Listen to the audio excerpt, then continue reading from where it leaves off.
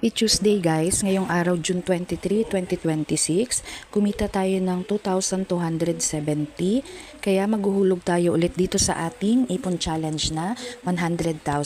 So update guys, 83,000 pa yung kulang natin. 100,000 minus 83,000. So, 17,000 pa lang po yung naiipon natin. And dahil kumita tayo ng 2,270 pesos ngayong araw, maghuhulog tayo ulit ng 1,000 pesos para mabawasan natin siya at madali natin siyang matapos. So, ayan po yung 1,000 and ang balance na lang po natin is 82,000.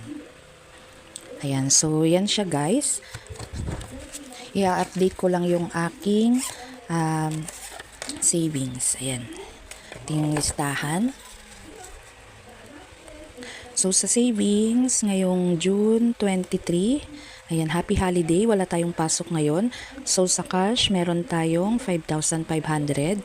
Hindi to siya nadagdagan. Dito tayo maglalagay sa bank natin ng 1,000. So, magiging 12,500 na siya. Yan. So, in total, 12,500 plus 5,500, 18. So, meron na tayong 18,000. Yan. Matagal pa siya guys, pero importante is nababawasan siya. Yan. Tapos, so, ilagay ko na yan siya dito. And update guys dito sa ating Atomic credit card. Ayan, sa mga gusto pong magpatulong. Ayan, hindi ko po kayo message ngayon, pasensya na. So baka puntahan ko na lang kayo personal. Ayan po.